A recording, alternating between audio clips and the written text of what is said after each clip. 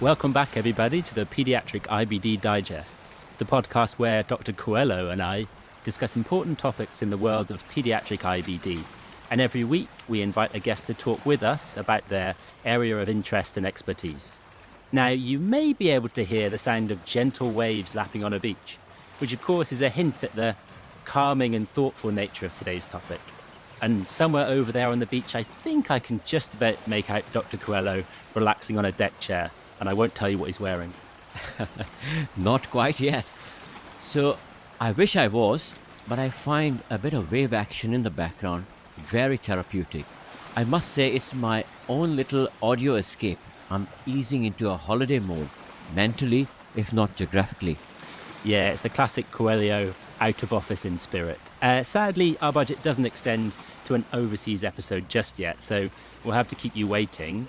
But instead, we're going to focus today on psychology and the important role that the psychologist plays for children with inflammatory bowel disease. Exactly. And we are thrilled to be joined today by someone who brings that same sense of calm and reassurance to so many of our young patients. Her gentle presence and expert insights have made a huge difference to families facing the emotional and psychological challenges of IBD. I know exactly what you're talking about, Tracy. Of course, it's the ever-compassionate Dr. Mary Halsey. Should we bring her in before our listeners fall into some sort of meditative trance from the sound of waves? Yes, let's do it. Listeners, time to trade the beach for some brain waves. Calm, soothing, restorative. Just like these waves. When the waves of joy recede, leaving thoughts all too tangled and scary, a sense of instant calm descends with the compassionate voice that you carry.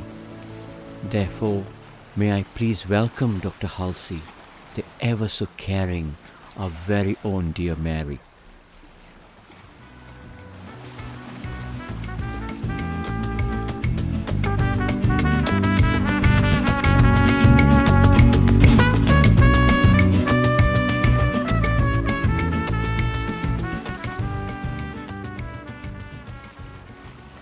Welcome, Mary, to the Pediatric IBD Digest. Hi, thanks so much for having me. Mary, we have just landed back from a virtual Dubai safari, still brushing off the digital desert dust. So this feels like the perfect moment to settle in and welcome a bit of calm. So, Mary, welcome to the pIBD Digest. Thank you. Can I go to Dubai? Is it possible to travel back in time and swap? No. Yeah, you can have the Dubai episode if you really want. Dubai? I thought you would love the sound of waves. That's why I brought you here to the beach, the virtual beach.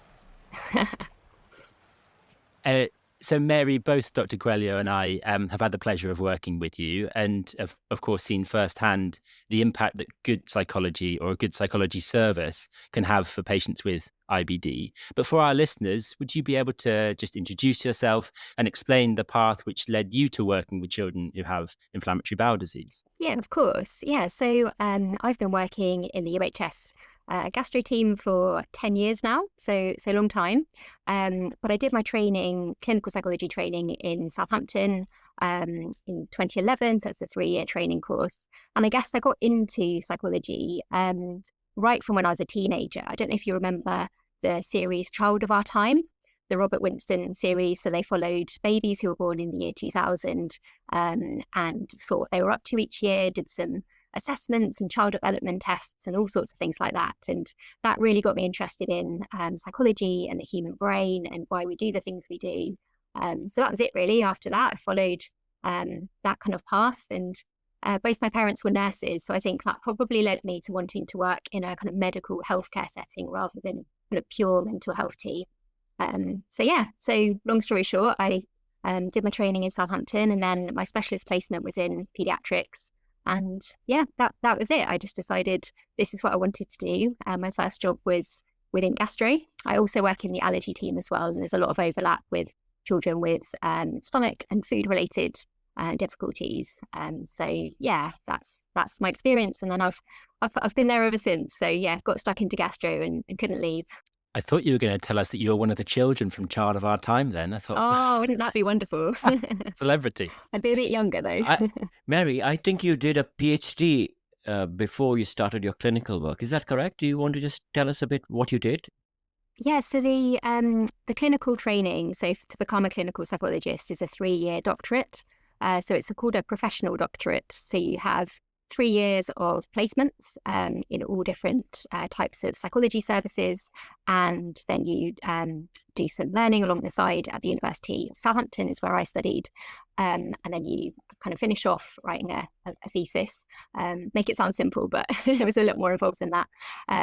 And so that's how it kind of, you become a clinical psychologist. So it's quite a long journey to get there, but you also have to get a little bit of experience between your undergrad and your postgrad, and actually that's partly what got me interested in physical health as well, because I worked in a pain and fatigue service, like working with people with chronic pain and chronic fatigue syndrome, and that kind of like that body mind link was really interesting there. So yeah, I think that's really fairly I guess your experiences shape who you become, which is quite a psychologist thing to say. But yeah. I may be wrong in this, but I remember when you just started, you probably attended a couple of my clinics. Mm. So do you think I could have had some influence in bringing you to the world of IBD? I'm only joking. Maybe I didn't leave, so yeah, must have been. Yeah, she felt she needed to stay to change things a little bit, I'm sure. Oh, yes, absolutely.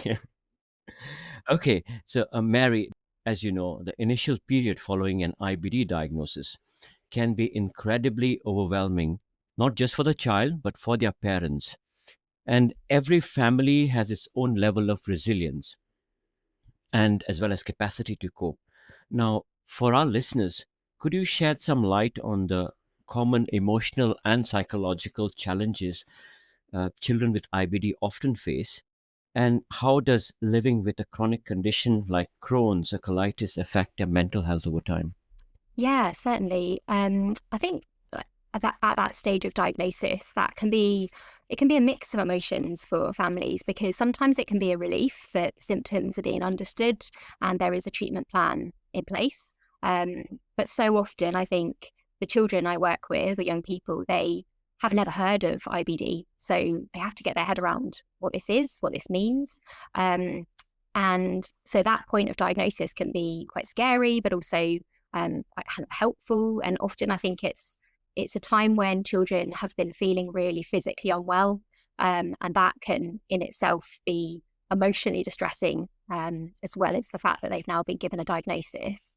And then I think along the way it really varies, because I think the course of IBD for children can be really varied in itself. So you can have children who get some medication which really helps right from the outset, and it can be a relatively straightforward process. But then for other children, it can take a really long time, and the medication itself can lead to side effects like the impact of steroids.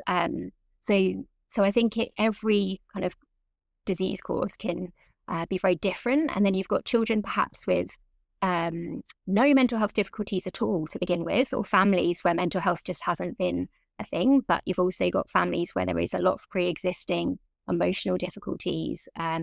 So I think it's really important at that stage to kind of figure out what that family setup is like, what school is like for that young person. And then you've got all sorts of things that can be difficult after that. So things like the unpredictability of IBD and flares, that can be quite anxiety provoking, particularly if the young person's prone to a little bit of anxiety anyway. And then you've got all sorts of things like the developmental stage that child is at. You know, if they're just about to enter secondary school, but then they've had time off because of the diagnosis and ill health, then that's quite disruptive. So you've got potentially the difficulties then of reintegrating into that school environment, and friendships move on quite quickly when you're a teenager. So there's a lot, I think, that children, young people have to cope with. And then there's the kind of fear of being different from peers, like having a health condition, particularly one where bowels are involved, that there can be a lot of stigma and shame around that. You know, I work with quite a lot of young people who get quite anxious about the sound that their stomach might make. And so kind of sitting in a quiet classroom can be difficult. Or what if they need to get up and go to the toilet quickly? Or how do they cope with pain when they're with friends? And they're having to kind of mask their symptoms. So there's a whole lot of different emotional difficulties. So I think it's really important to be trying to look at that individual person and that person within the family. You mentioned parents, and I think it can be an extremely anxiety-provoking time for parents to not know what this will mean for their child, and perhaps even worry, what have they done to kind of lead to this situation for their child. So yeah, there's a huge amount, really. There's quite a lot to kind of unpick, and yeah. And I guess you have to, like you said, start by doing a lot of listening. Everyone's different, and you can't assume that one person will find the same situation in the same way that another would. So I think as clinicians, we do our best in clinic to support children emotionally. And one of the most amazing things about working with children who have, and their families who have, inflammatory bowel disease is the ability to see them go from that really dark moment, maybe one of the darkest moments in their life, to some of the brightest, and see them come out the other end physically and also emotionally.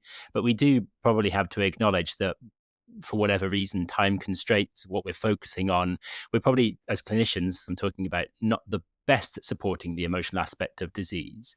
And from your perspective, are there any particular strategies that work well with that cohort, with specifically inflammatory bowel disease?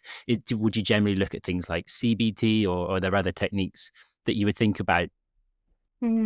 Yeah, so CBT is often the therapy, so cognitive behavioral therapy, is the one in the literature that has probably the biggest limelight. And that's because it's quite easy to protocolize it and do research studies on it. And it has been found to be helpful for young people with IBD. So that's looking at thinking patterns and behaviors and how they can kind of interrelate to keep anxiety or low mood going. But personally, I really like using acceptance and commitment therapy, or ACT for short, because that I think is much more suited to our population of children with health conditions. Because in ACT, what you're doing is you're helping young people to figure out what's important to them, what's their values, who do they want to be, what do they want to be doing with their time. And you're helping them to be able to connect with those values, even though difficult thoughts and feelings and physical symptoms come up. So it's about trying to live the life you want alongside the symptoms. So the symptoms are going to come along for the ride. They're going to be there, and they are going to cause difficulties at times. But how is it possible to be the person you want and do the things you want anyway? So it doesn't try and say, don't worry about the flare because it won't happen. It says the flare might happen, so how can we live like our best life anyway? So I think ACT is really helpful because it kind of takes the pressure off trying to solve the worries or make them go away.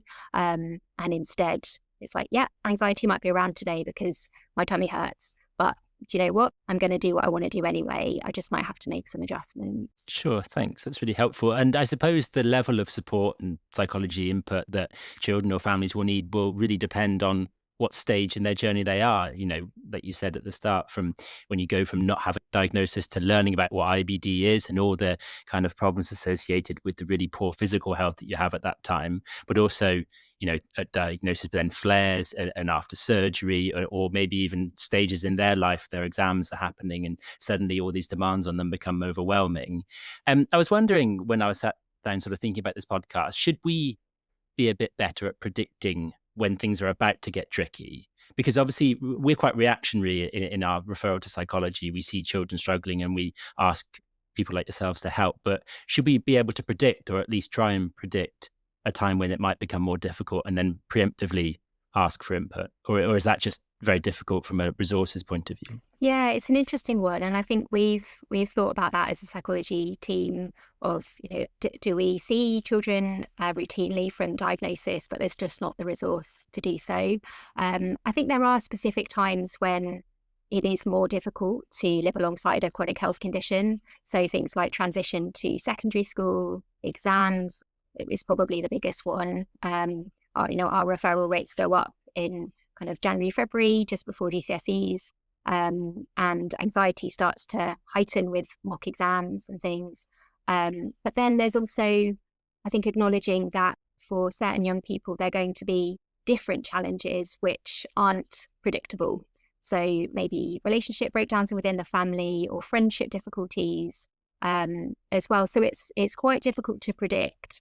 I think routinely asking how they're doing and keeping that as a conversation in clinic is really important. So I think not being afraid to ask, how are you doing? How are things? Like, I think sometimes there can be a temptation to avoid those questions because we don't want to open a can of worms, and we don't really have huge amount of resources to be able to solve or fix those problems. But I think being able to think, okay, that person's got GCSEs coming up, or it's August and they're just about to go back to school in the next few weeks. Perhaps this is a time to ask the questions of how they're feeling about that. But equally, just generally keeping it on the agenda, I think, is a really important thing to be doing, because it opens up the conversation, and then you don't have to solve anything in that moment. You can be helping the family to recognize that actually they need to be talking about more of the emotional things at home, or linking them in with local services as well. Yeah, very true. Mary, as you know, we refer a wide range of patients to the psychology service, not just children with IBD, but patients with functional symptoms as well. And I suspect I send a sizable number your way, and I apologize for that. Now, do you find one group more challenging to work with than the other? I think the thing with IBD is that it is a diagnosable condition where it's very easy to say, well, presumably easy to say this person has IBD. There are medical markers to suggest that's the case. Whereas something like functional abdominal pain or functional nausea, things like that, I think it's harder for families to get their head around that and understand what that means, and for them to be able to acknowledge that there isn't anything physically wrong, but that the symptoms are real, and it's not all in their head. It's something which is gone a little bit wrong with the brain-gut axis, and it's something which we will be able to manage and support. But that's different with IBD, because I think with IBD, there's obviously the kind of, I have IBD and this is why I'm struggling. It's maybe slightly easier in some ways, although there's massive overlap. So something like 35% of children with IBD also have IBS. And then that becomes a bit confusing, because then medically they might be doing it right. They don't have any inflammation markers, but they do have pain or nausea, and then that becomes tricky. So it's a slightly different population, but some of the worries are very similar. So you've got, like toilet anxiety, being afraid to go out and about and socializing. So there is a lot of overlap. All right. So, Mary, you have put together a very helpful leaflet on the gut-brain axis, and it's very popular in pediatric gastro, and I think elsewhere. And the gut-brain axis leaflet, it all ties in very perfectly with the title of today's podcast, which is Gut-Brain Whispers, which captures the subtle two-way communication between the gut and the brain. So to start off, could you explain in simple terms what is the gut-brain axis, and how do stress and emotional factors influence the gut symptoms, and how can gut issues in turn affect our mental state? I'm sorry, I like to ask very long questions and sub-questions, and I often get accused by my co-host for that. I remain quiet. That's all right. I'll accept that. Yeah, the brain gut link is something I talk about all the time in my job. It's so important to understand it, and I think actually patients probably over the last few years have come with some kind of understanding of it, and I think it's kind of a lot more talked about just in the kind of general media. So the way I explain it is the gut and the brain have lots of signals going between the two. So it's like a two-way communication system, a bit like if you think of a busy motorway, you've got cars going either way very fast in both directions. And so we've got lots of signals. And by signals, I mean things like stress hormones. So you've got stress hormones or like cortisol, and then you've got neurons as well. So all those messages are sending signals back and forth. And in a kind of day-to-day life that we all have, we might need the loo, and then our tummy tells our brain to go to the toilet. We might be hungry, and our tummy tells our brain to go and get something to eat. So we kind of recognize that brain gut link and as a kind of like thing that happens to all of us all of the time. The other thing that we often can relate to is this feeling of a kind of like a gut reaction. So a lot of people will understand that, a kind of instinctive, immediate response in our gut to something shocking that's happened or something that gives us kind of like a strong reaction.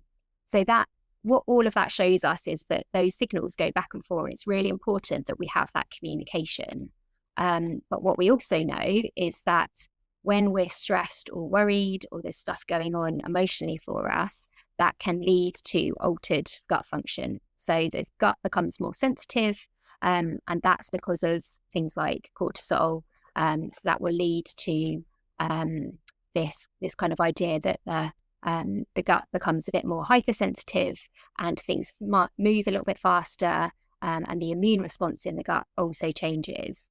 And then you've got specifically inflammation. So that is something which when we're stressed, we get a bit more inflammation in our gut, which obviously with IBD is very relevant.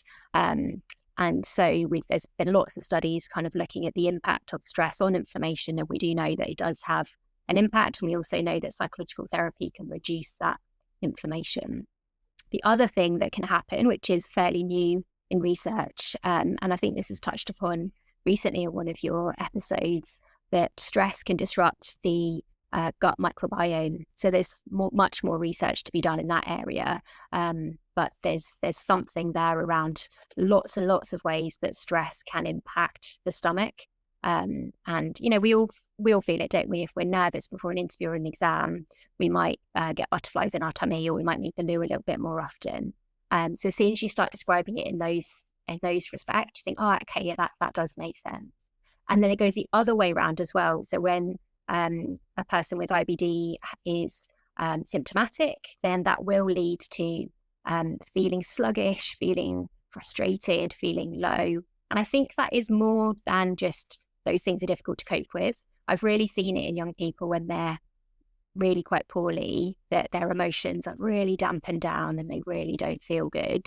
And actually at that point, although I can do, and other psychologists can do coping strategies and kind of help in that moment, what they really need is to physically feel better, and then things can change. So I think it's bi-directional, and something which I try and explain, because I think it helps people to know that they can do something about it, and they can be so the language we use with children often is that that stress can turn up the volume on physical symptoms, no matter what the cause of those symptoms. And what we can do with coping strategies is turn down the volume on those symptoms. So that's kind of gives a little bit of ownership and empowerment to children, that they can actually do something about that. The brain gut link is empowering, I think. Thank you very much. So firstly, thank you for providing the scientific evidence to the immunology, inflammation, all the aspects which influence the gut-brain axis. And secondly, thank you for listening to our previous episodes of our podcast. You're the one. You're the person. Wow, it's nice to meet you. Yeah, I mean, we do talk. I think there's a lot of talk about the gut-brain microbiome axis as well now, as this kind of very complex crosstalk, but involving all of those factors. So, I mean, you talked earlier, Mary, about ACT and this kind of type of therapy, and you've talked there about how just how psychology and how our emotions can impact on our symptoms. People that won't always be able to go and talk to a psychologist, and there'll be small times in the day or through the week or in the months where things get a little bit harder and you need just to have a few more strategies. Are there small practical things that our patients, or even us, their families, can do on a daily basis to help regulate that kind of gut-brain connection? And then as a second question, just for my colleague, because he does like to ask second questions, how do you help patients navigate that kind of fear and anxiety that comes around the unpredictability of when those symptoms are going to happen? Yeah, of course. So just going with your first question, thinking about what we can do about that brain-gut link, I think the first thing is to recognize it. So our bodies give us so much information through emotions, but also through physical symptoms. And I think as a society, we're pretty good at avoiding or ignoring those symptoms. So the first thing to do is to tune in to our bodies and to kind of figure out what they're saying. So, if your stomach doesn't feel good, you've been kind of feeling like a bit stressed, think, okay, I'm going to pause there and try and maybe work out what that stress is about. Do I need a bit more downtime? Do I need a conversation with somebody about how I'm feeling? So just being able to use that information to give us a little bit of space and just step back from that stress and kind of reevaluate a little bit, have a chat with somebody that you know. I think just knowing what works for you in terms of kind of relaxation and downtime, that's different for everybody. So some people just want to sit down, have a quiet cup of tea in front of the TV. Great. Other people need to go for a run. Other people need to have a chat with a friend. So it's working out for you what makes you feel a bit better in those moments, and what do you need to make sure that you have in your day, each day, to ensure that you're kind of feeling like emotionally safe and regulated. And I think there's definitely certain really simple things that can go really far with that, like having a good sleep routine and eating well. I know it sounds really obvious, but those pillars can really help our emotional health. There's a really nice little exercise that I use with children, but also teenagers, because I do feel like it's, even though it's a bit silly, like it works really well. And it's called 3 stars, a wish and a fish. So it's like a kind of talk time type thing. So in the evenings, perhaps with family members or kind of one-to-one parent and child, thinking about what 3 things have gone well today. What are you proud of? What have you coped well with? What's been really good? The wish is perhaps a worry you have or something that you would like to change, something that's been on your mind a bit. So just an opportunity to talk about the more tricky stuff. And then a fish is something random, funny, lighthearted that will just end that conversation on a light note so that it doesn't feel really heavy. And I know it's silly, but sometimes I use it because I feel like actually it just tunes us into focusing on the positives and things we're thankful, grateful for, but also acknowledges that there are worries there sometimes. It just promotes an opportunity to think about things. So I think if you're looking for kind of things to do to help reflect on stress, that's probably quite a good one to start with. 3 stars, a wish and a fish. That's right. 3 stars, a wish and a fish. Yeah, easy to remember. Perfect. And the second part of your question, I think, was about the unpredictability of IBD. Is that right? Just, yeah, I mean, it's all very well having those coping strategies, but one of the nature of these symptoms are they can come out of nowhere sometimes and not when you're expecting them, certainly. Yeah, absolutely. And I think it's one of the most tricky things, I think, where if a young person has had a flare and then they're out of it and they're feeling much better, that worry doesn't go away. So they might be feeling okay in this particular moment, but then the fear of a flare is often there. And actually then that worry about a flare can increase the likelihood of it happening. So that can be really tricky. But I think having a plan in place for flares, whether they're little flares or a slightly bigger flare, can help. Because I think if there's a plan, it means that if and when it happens, there's something you can kind of go to straight away. So making a plan with a family member, perhaps even with the medical team if there's a chance to do that in a clinic appointment, but maybe with a friend or a family member. So just, okay, what will happen? Maybe you won't be able to go to school for that whole day, but can you get in for your favorite lesson? And the typical thing when we're unwell is that we might have a whole day of rest, which is okay sometimes, but sometimes it actually really helps to keep a bit of routine in place, being able to have a walk around the block or make sure that you've got structured meal times and things. So kind of keeping things as normal as possible takes the kind of power out of some of those flares, and planning in when do you need to call the gastro team, when do you need to kind of seek some medical advice can take away the fear as well. Because you can think, okay, I'm not quite at that stage. I think I can manage this myself. And then it takes the additional kind of layer of worry on top of that. So, because I think with flares, there can be kind of that catastrophic thinking of this is going to be awful. It's going to last a long time. Medication's not going to help. And unfortunately, what that can sometimes do is make it all worse. So I guess you've got, like, for example, you might have a young person who's hoping to go to a party on Saturday, and on Thursday they get a bit of tummy ache. They might be thinking, I'm going to miss the party. That's going to be socially really difficult. What happens then? But actually that tummy ache may not turn into anything. So in that moment, just recognizing I'm catastrophizing or I'm predicting something that's not true right now. So being able to notice thoughts and notice that actually that doesn't have to lead to the party doesn't necessarily have to be cancelled, or I might not be able to go this time, but there might be other parties. So just I guess changing the way that we think about things slightly and not letting that fear kind of take hold of us can be really important. But I guess also just being able to connect with other people and getting the support we need, because with IBD, I think it can feel fairly isolating. But having parents and friends on board, like, checking in, saying, I'm not doing too well today, can you cheer me up, can help as well. So yeah, so I guess in summary, like having a plan and knowing what works for you, what do you need, kind of writing a list of things that can make you feel a bit better. That's very helpful.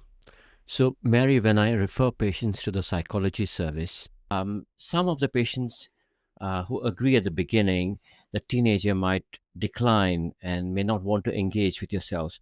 Now, are there any common misconceptions which could be contributing to that? And how do we address that? And secondly, my second sub-question,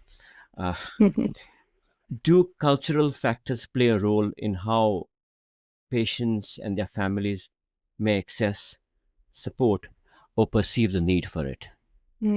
Yeah, I think sometimes when psychology gets mentioned, it can feel like you're saying you're making this up, or this is in your head, or there's something really wrong with you. Whereas actually that's not the case at all. And what I always say to families is there's a psychologist in the gastro team because it's part of the care. It's part and parcel of having a health condition is that sometimes, well, a lot of the time, it can affect people emotionally. And it doesn't have to mean anything is severe or really significant. And I often say, we have dietitians because food and eating is important in IBD, and therefore, like, we also have psychology because that's another part of us that needs some recognition.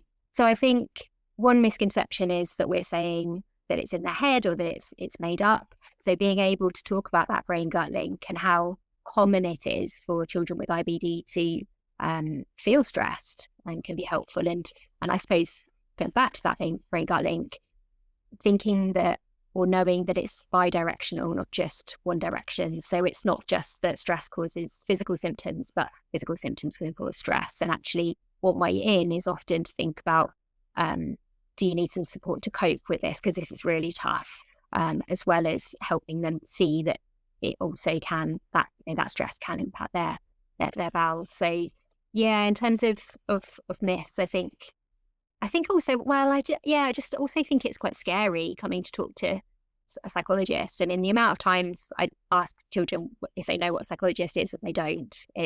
I probably didn't until I watched Child of Our Time. It's a big scary word, and you're sat in a room talking about lots of deep personal stuff with someone you've never met before. So just kind of being able to show in that first appointment that not too scary, I don't have two heads, it's all right. Can help, and just saying it's completely voluntary, like you can say as little or as much as you like. But yeah, I think just coming on to your question there about culture, I think there is something around certain family cultures, or kind of any cultural difference really, where sometimes there can be a bit more stigma around mental health, and that can sometimes be a bit of a barrier. So it's, I think, important to always explore some of that. One way of doing that is to chat with the child and parent perhaps separately if it feels like there's a bit of a barrier to being referred to psychology. Kind of, again, really normalize the way that psychology is part of the team, and that we're not going to put a diagnosis on their medical records. It's not about that at all. It's just about checking in, see how you're doing, can we offer any support? So I think that's probably part of it. And just being able to help normalize it. And I guess with gender as well, I think we probably see more more girls than boys. But the distress is there, no matter what your gender is. It's just perhaps a bit more acceptable to talk about emotions if you're a girl in this society. So being able to say to boys, like, we see loads of other young boys, teenage boys, and help them to see that it's okay and it's confidential. Yeah. You're saying some really amazing things, Mary, because, of course, if we had the resources, we'd like all of our patients to see a psychologist right at the start to help to understand these symptoms, to process them, because you build up so much emotional baggage from going through flares and, being very sick and all of those things you talked about how they can trigger feelings that, oh no, it's another flare, and how you have those learned skills to cope, which aren't human nature, because human nature is to worry and to stress and to do everything you can to make sure something doesn't happen. And then, of course, we treat families. We don't treat a single patient or person. We treat the whole family, and families will be complex, more and more so, but all families have a degree of complexity, and they come with their own psychology and history, and unpicking that must be rewarding but challenging to try and help that specific young person. I was just wondering, moving forward, in the future, if you had your chance to make changes, is there anything that you would love to see happen in terms of the integration of IBD care with kind of mental health? And is technology always sort of the enemy? Because we, sleep hygiene, good mental health, putting down our phones, that's, something that we hear a lot about. But is there any way that things like mindfulness apps have a role, or, can we be a bit clever about it? Yeah, certainly. I think, there's a lot there. I think ideally we would, as you say, we would have psychology at the point of diagnosis, or at least the ability to have a chat with somebody. And I'm also often struck by some of our families who do come and see us. They travel from quite some way. That's how it is. But then it does mean that they have to miss a fair amount of school. And I'm often thinking, I wish there were more local services that were available for these young people, particularly as school attendance is often down because of their health and anxiety anyway. I think in an ideal world, we'd be screening for anxiety and depression, because we know that both anxiety and depression are higher in this population. Problem with that is that then we would probably get more referrals, which is appropriate because they're appropriate referrals. But, there's only 2 of us in the gastro team in psychology, and there's just not enough time. So I think it would be lovely if there was more resource for that. But I do think there are solutions in the meantime. And I think technology, as you say, is one of those. So there are apps and websites which can provide strategies and education for young people with any kind of emotional difficulties. And that's often what they're used to, isn't it? Like they're watching videos, they're using apps. And therefore, if we're able just to recommend a few apps to them that they can just quietly just have a little look at themselves, if they don't want to talk to anybody in that moment, they can do some relaxation or mindfulness. And I'm hoping that will develop more over the years to have more available kind of coping mechanisms that can be used. And yeah, I think that will come. But yeah, I do think that is part of it.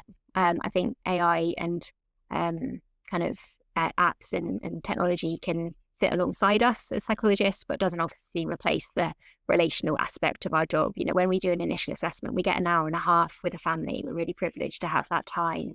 And a lot of that is just building a relationship, normalizing what they're feeling, validating what they've been through. And actually that in itself is a strategy. We often get families coming in saying, we want some strategies to manage mental health. But actually, it's often not about the strategy itself. It's about the humanness of being able to have a chat and, as they say, normalize what's been going on. Now, mentioning about technology, I think I can't hold back this question, which you have already breezed through, with regards to AI. So could AI have a seat on the psychology couch someday? I think it's a kind of both and thing. I think we could have it with us. And I think for some young people where there is stigma or where they're not wanting to engage in conversations with humans, as can be the case, I think that can help. but it doesn't have the kind of nuances that, we might be thinking this young person is saying this, but actually I think they're worried about something else that they don't want to say.